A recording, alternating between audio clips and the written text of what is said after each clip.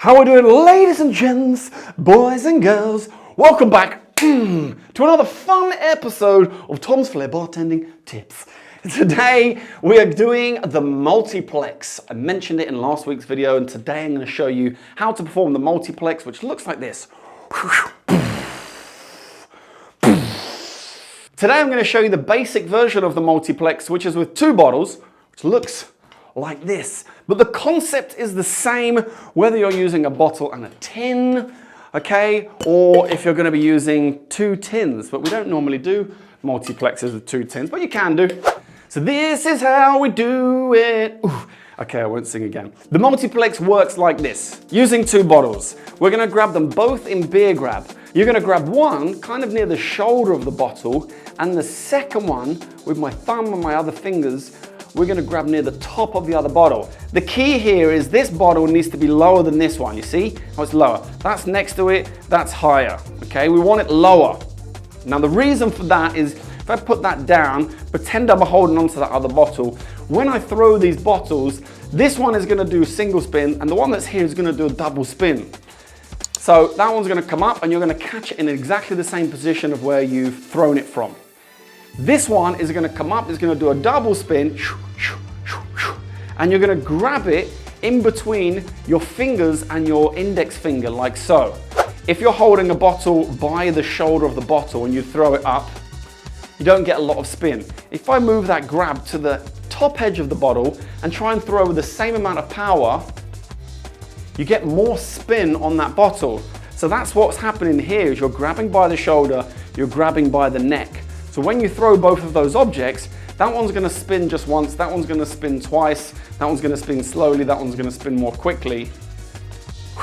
So you can be able to perform the move really, really easily.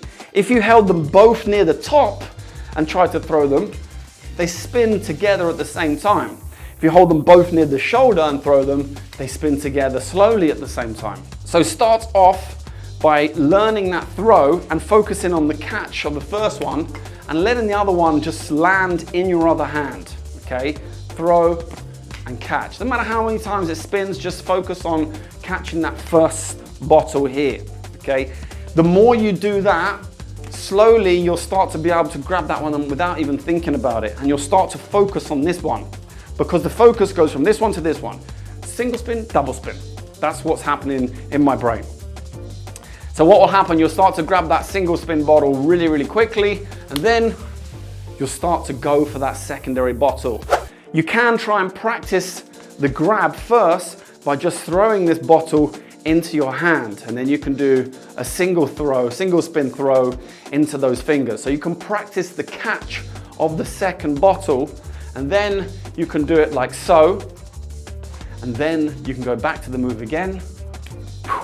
If you see, as I'm catching that second bottle, I'm kind of cushioning the catch. The same way you do when you do a stall move, you want to cushion the catch to be able to catch that bottle.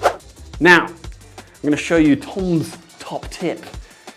When I learned how to do this, we then had to learn how to manipulate the bottles back into the position to be able to do the multiplex again, because you're catching it like this, you need to lift this finger over the top, bring it back, and be able to do the move again. Definitely practice how to do that. It takes some time. You'll be like at the beginning, but after a few times trying to do it, you're going to get that reposition really, really quickly.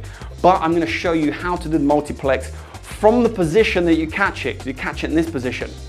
So the first multiplex was like this, with the back of your fingers facing away from you.